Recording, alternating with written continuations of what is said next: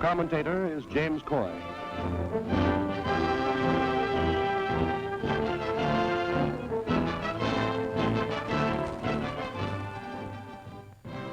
At Cairo, within shadow of the ancient pyramids where Rommel's African offensive was crushed, the fate of Japan is resolved by China, the United States, and Great Britain. Prime Minister Churchill confers with Madame Chiang Kai-shek, who attends the conference as interpreter for her husband, China's Generalissimo. Here, for the first time, Chinese, American, and British plan their strategy on a unified basis for future thrusts at Nippon, thrusts to eventually seal Japan's fate. From Egypt, the war meeting shipped to the heavily guarded Soviet embassy in Iran, where Russia's Joseph Stalin makes his military debut on foreign soil.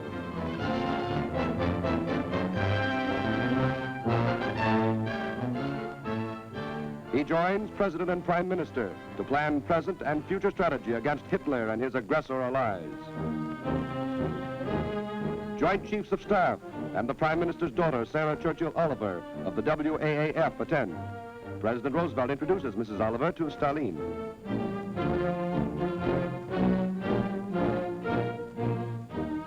Then follows an historic ceremony. The Prime Minister presents Marshal Stalin with a Sword of Honor, a gift from his sovereign to the heroic people of Stalingrad. The President admires the symbol of solidarity.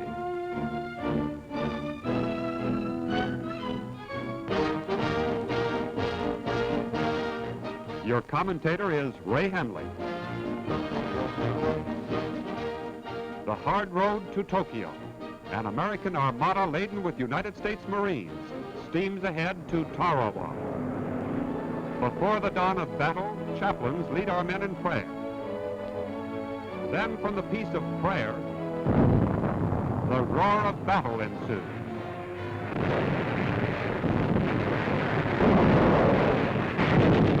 The seas are peppered with gunfire to protect our vessels from lurking enemy submarines.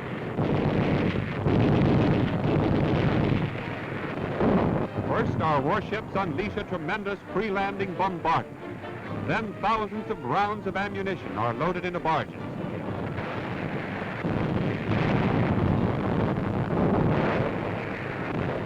The first wave of attacking Marines starts toward shore in amphibious tractors and landing boats under a terrific naval barrage to shield them from enemy fire.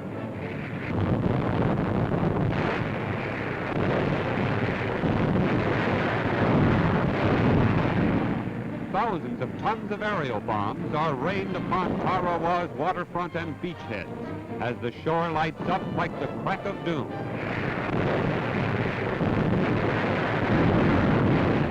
On come our heavily manned landing craft as naval gunfire mounts to an unbelievable crescendo of thunder, smoke, and fire. The Marines press on toward shore, unaware that the coral reef that skirts Tarawa will not allow close landings.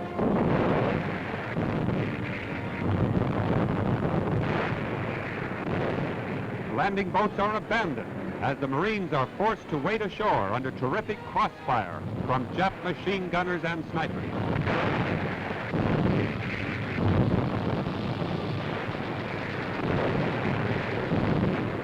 Our first assault battalions are cut to ribbons, but wave after wave of Marines continues to land and forge ahead to battle down the strongly entrenched enemy. Here in a veritable no man's land, 4,000 Imperial Jap Marines fight to the last against our oncoming leathernecks. Here, at an appalling cost of life, our men seek to wrest this all-important island from the enemy, who seized it from a few missionaries and natives shortly after the Jap sneak attack on Pearl Harbor. Jap pillboxes are blown up, along with the enemy's permanent concrete gun shelters, sunken 20 feet into the ground.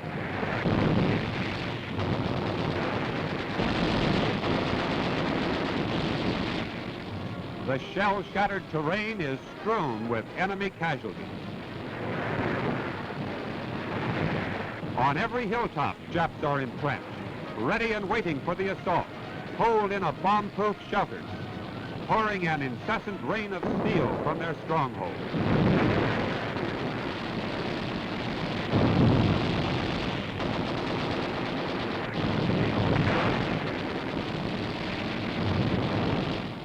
A flamethrower goes into action. Japs in a pillbox are trapped and destroyed.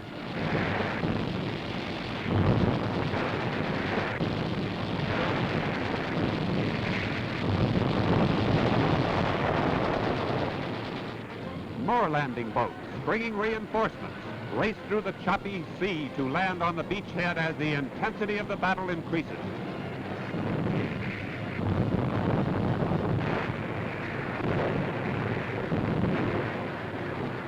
On the second day, the battle reaches its venomous height. Back in the island's desolate wastes, our men waged the grimmest battle the Marines have ever fought.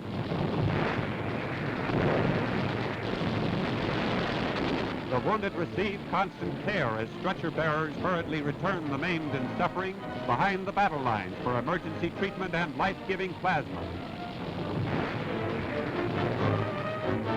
And here in the thick of battle, a fearless cameraman photographs a stirring and dramatic episode.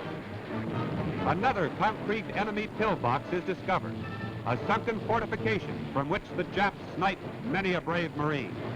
Cautiously, the Marines stalked the enemy with guns held in readiness. But the guns and hearts of all but one of the trapped Japs have been stilled.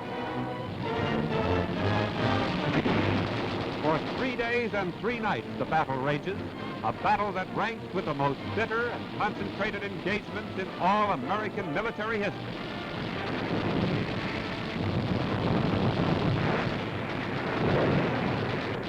Crossfire sweeps the trees like a tropical hurricane. Millions of bullets, hundreds of tons of explosives pour into the stubborn Japanese. Every yard of Jap positions is raked by fire and shot. United States gunfire is ceaseless, and here in the heat of battle, we see a group of frightened, terror-stricken Japs rushing to a safe haven, which they never attained.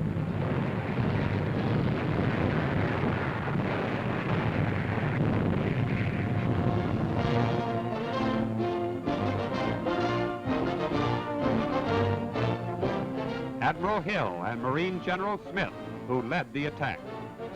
As the crescendo of battle lessens, a frightened kitten, the only living thing for acres around, emerges into the light, and a battle-scarred Marine meekly shares his canteen with a helpless creature.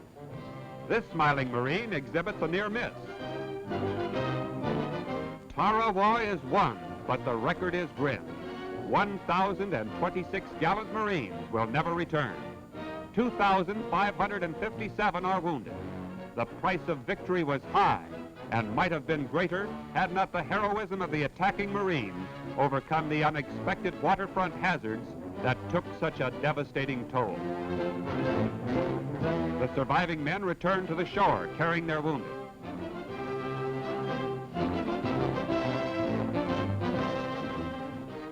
Others marched to camp over the shattered sand dunes and beneath the shell-raked coconut palms, out of the holocaust of war, into the warmth of a tropical sun.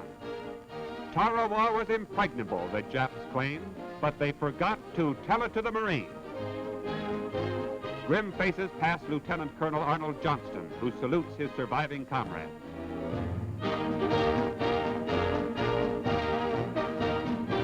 At Guadalcanal, the United States Marines first raised Old Glory on enemy soil, and now at Tarawa, they unfurl our symbol of victory, a victory second to none in the annals of courage, daring, and heroism, always faithful to the traditions of their corps and their country.